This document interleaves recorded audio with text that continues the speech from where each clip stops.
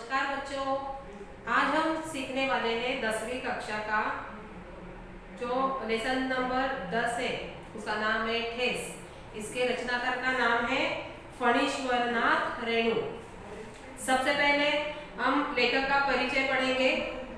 जन्म उनका 1921 पूर्णिया बिहार में और मृत्यु 1977।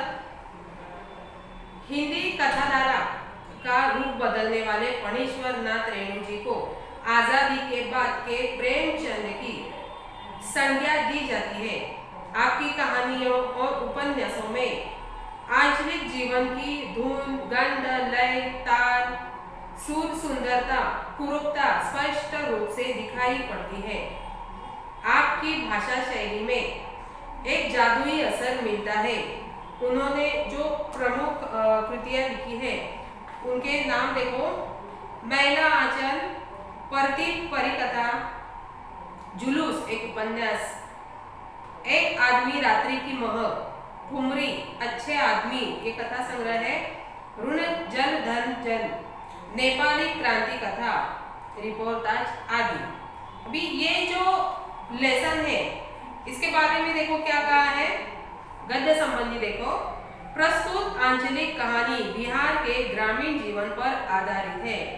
इस कहानी के माध्यम से कथाकार ने ग्रामीण जीवन, सामाजिक संबंध, कारीगरी, कारीगरों के स्वाभिमान आदि को बड़े ही सुंदर ढंग से चित्रित किया है। देखो ये जो लेसन है ठेस, ठेस का मतलब है दुखी होना, दुखी अनुभव होना। ठीक है, ठेस का मतलब क्या है? दुखी होना।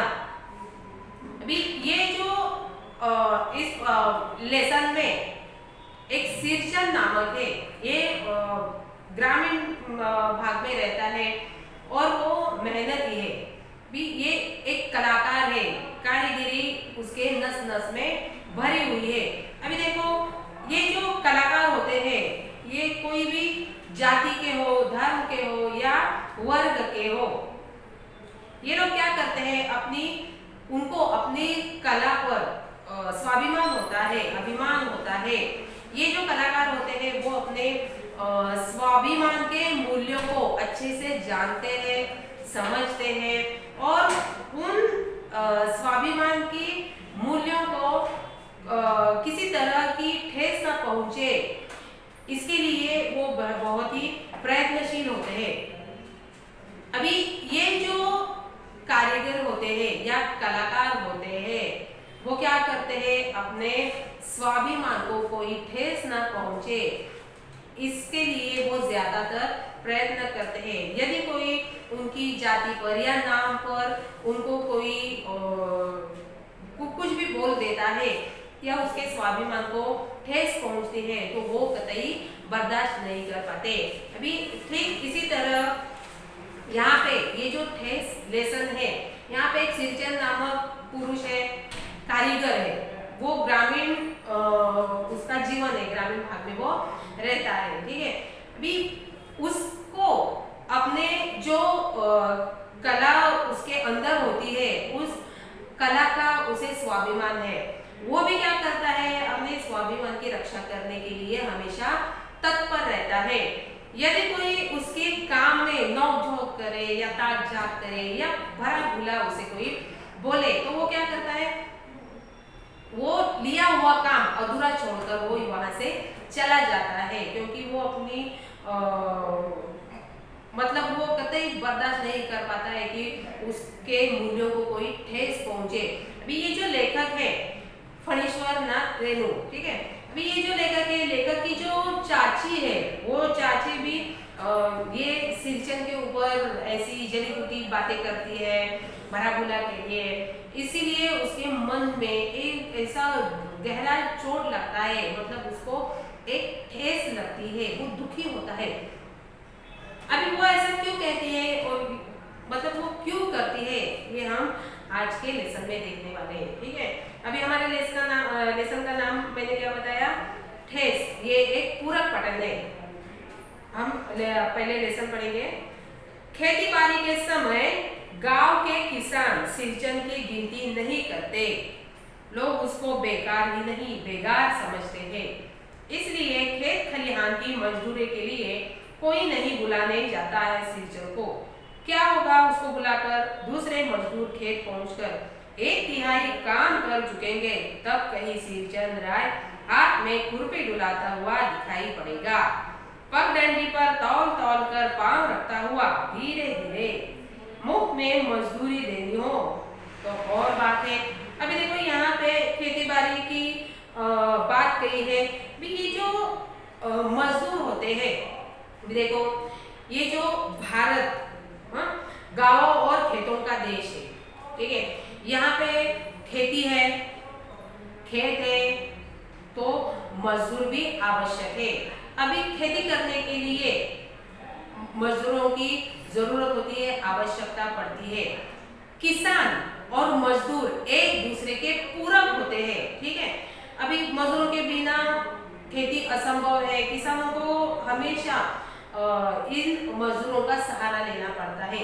तो ये जो मजदूर होते हैं वो भूमिहीन होते हैं, मतलब वो उनके पास अपनी खुद की कोई जमीन नहीं होती, वे अत्यंत गरीब होते हैं। इसलिए वे क्या करते हैं, जो बड़े बड़े किसान होते हैं उनके यहाँ पे जाकर मजदूरी करके अपना पेट पाल सकते हैं या पेट पालते हैं, ठीक है। अभी ये जो काम होता है खेती का, ये पूरे वर्ष तक नहीं चलने वाला होता है। इसलिए वो क्या करते हैं, वो काम रुक जाता है, तब अपना पेट पालने के लिए अन्य मार्ग ढूंढने की वो कोशिश करते हैं और अपना गुजारा करते हैं। ये जो मजदूर होते हैं वो क्या करते हैं, मेहनत करके अपना जो घर बार होता है उनका पालन पोषण करते हैं, ठीक। ऐसे ही ये जो सिरचन है, ये सिरचन भी क्या करता है, एक कलाकार है, उसके हाथों में ऐसी कई कलाएं हैं जो अपनी कला के माध्यम से वो ऐसी नई नई चीजें बनाकर लोगों को दे देता है। उसके बदले उसे क्या मिलता है, खाना, कुछ कपड़े ऐसा वगैरह उसे मिल जाता है। अभी ये जो सिरचन है, उस सिरचन के बारे में यहाँ पे क्या कहा गया है कि यदि उसको कभी खेती बाड़ी करने के लिए बुलाया जाए तो वो महाशय ऐसे आराम से आ जाते हैं।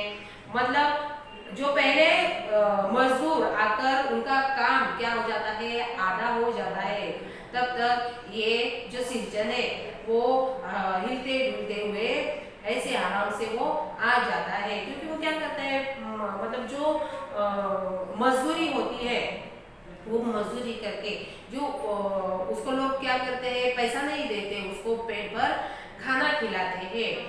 ये मतलब ये जो सिरचन है, सिरचन कैसा आदमी है, एक मतलब पहले ही पैराग्राफ में क्या दिया हुआ है कि एकदम सा ऐसा आहिस्ता आहिस्ता अपना काम करने के लिए वो आगे निकल जाता है, ठीक है। अभी आगे का जो पैराग्राफ है वो हम पढ़ेंगे। आज सिरचन को मुफ्तखोर, कामचोर या चटोर कह ले कोई। चटोर का मतलब है स्वाद लोलू, चटोर। यहाँ चटोर का मतलब है चटोर, स्वाद लोलू, ठीक है। चटोर का मतलब है स्वाद लोलू। एक समय था जब उसकी मड़ैया, मड़ैया मतलब झोपड़ी, मड़ैया, मड़ैया का मतलब है झोपड़ी। यहाँ पे देखो, जब उसकी मड़ैया के पास बाबू लोगों की सवारियां बंधी रहती थी, उसे लोग पूछते ही नहीं थे, उसकी खुशामदी भी करते थे। अरे सिरचंद भाई, अब तो तुम्हारे ही हाथ में यह कारीगरी रह गई है। सारे इलाके में एक दिन का समय निकाल कर चलो, बड़े मियाँ की चिट्ठी आई है, शहर से सिरचंद से एक जोड़ा चिट बनाकर भेज दो। अभी ये जो चिट मतलब चिट का मतलब क्या है, बांस की तिलियों का बना हुआ पर्दा, ठीक है, उसको क्या कहते हैं, चिट कहते हैं। अभी यहाँ पे क्या कहा गया है कि सिरचंद को आज लोग क्या बुलाते हैं, मुफ्तखोर, कामचोर। भी ये जो सिरचंद है वो लोगों को कैसे दिखाई देता है, आलसी दिखाई देता है। वो काम जो होता है वो काम से मुंह कर जाता है या अपना काम छोड़कर चला जाता है, इसीलिए लोग उसे क्या बोलते थे कि ये कामचोर है। ठीक है, अभी उसके साथ साथ वो एक स्वाद लोलुप भी है। जो स्वाद लोलुप मतलब जो भोजन का आस्वाद लेते हैं, आनंद लेते हैं। ठीक है, अभी इसके बारे में और भी एक बात कही है कि एक समय ऐसा था जब उसकी जो झोपड़ी थी, झोपड़ियों के बाहर कई लोगों की लाइन लगती थी उसको बुलाने के लिए, काम के लिए, या उसको कहकर नई नई चीजें बनवाने के लिए झोपड़ियों में उसके क्या होती थी, लाइन लगती थी। मतलब ऐसा वो कलाकार था, ऐसी उसके हाथों में कारीगरी थी, जो कारीगिरी मतलब आज के ज़माने में लुप्त हो चुकी है। लेकिन कई ऐसे मतलब कम ऐसे लोग होते हैं जो कारीगिरी पर वो अपनी वस्तुएं बनाकर अपना खुद का पेट पालते हैं। मतलब खुद के हाथों से ऐसे नई नई चीज़ें बनवाकर वो लोगों को दे देते हैं। ठीक है, अभी यहाँ पे लेखक ने एक अनुभव कहा है, मुझे याद है मेरी माँ जब कभी सिरचंद को बुलाने के लिए कहती, मैं पहले ही पूछ लेता वो क्या क्या लगेगा। अभी ये जो लेखक है फणीश्वर नाथ रेणु, ये क्या कहते हैं कि कभी कभार हमारे यहाँ काम अगर बहुत सारा काम हो तो माँ उसको क्या करती थी, लेखक को सिरचंद को बुलाने के लिए भेज देती थी। तब लेखक जो है वो पहले ही माँ से पूछते थे कि यदि मैं उसको बुलाकर लाता हूँ तो उसके लिए तुम क्या क्या बनाओगी, मतलब उसको क्या क्या खाना खिलाओगी। इसीलिए तो सिरचंद को स्वाद लोलुप चटोर कहा गया है। माँ हंसकर कहती है, जा जा बेचारा, मेरे काम में पूजा भोग की बात नहीं उठाता कभी। पड़ोसी गांव के पंचानन चौधरी के छोटे लड़के को एक बार मेरे सामने ही बेपानी कर दिया सिरचंद ने। बेपानी मतलब बेइज्जत करना, बेपानी बेपानी बेपानी मतलब बेइज्जत करना, बेइज्जत करना।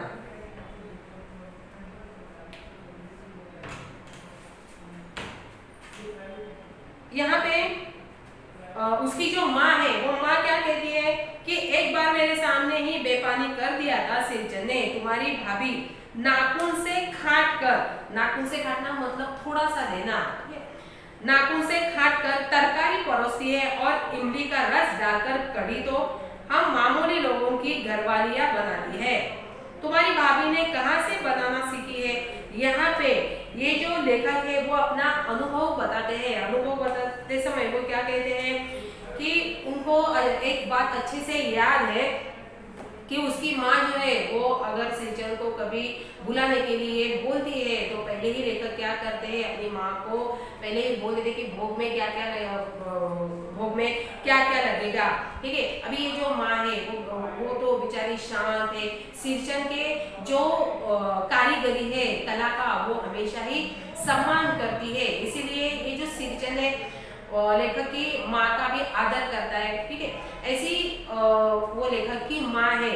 यहाँ पे ये जो सिरचंद है वो सिरचंद क्या करता है, जब कोई किसी के यहाँ काम के लिए जाता है तो पहले वहाँ जाकर खाना क्या होगा, यहाँ पे बताया है कि वो खाने का आस्वाद लेने वाला एक आदमी है, एक मतलब कारीगर है। ठीक है, काम करते समय उसे भरपेट अगर खाना दिया जाए तो वो काम अच्छे से पूरा करता है, ऐसा उसका एक स्वभाव है। इसलिए ये उनके साथ साथ भी वो क्या है, मुंह तोड़ जवाब देने वाला भी है। यहाँ पे ये जो लेखक की माँ है वो भी, उसने भी अपने बेटे को कहा है कि एक बार उसने क्या किया था, पंचानन चौधरी के छोटे लड़के को उनके सामने ही बेइज्जत किया था, क्योंकि उसकी जो बात है उस बेटे की उसको खटक गई थी। इसीलिए उसने क्या किया था, उसके मुंह पर एक करारा जवाब दिया था और अपने हुए अन्याय पर उसने क्या किया था, समर्थन किया था। ठीक है। यहाँ पे दूसरा एक अनुभव लेखक की माँ बताती है कि तुम्हारी जो भाभी है वो भी क्या करती है, सिरचन को ऐसा कंजूसी करके खाना देती है, इसलिए ये सिरचन उस भाभी से उखड़ा उखड़ा सा रहता है, नाराज रहता है। अच्छा खाना कौन खिलाती है? लेखक की माँ खिलाती है। इसलिए ये जो सिरचन है वो सिरचन क्या करता है, हमेशा लेखक की माँ की इज्जत करता है, क्योंकि वो जो माँ है लेखक की वो हमेशा ही अच्छे से सिरचन के साथ पेश आती है, उसके जो कारीगरी है, कला है, उसका वो आदर करती है, सम्मान करती है। अब अगला जो पैराग्राफ है वो हम आगे के वीडियो में देख लेंगे। ठीक है, तब तक के लिए नमस्कार।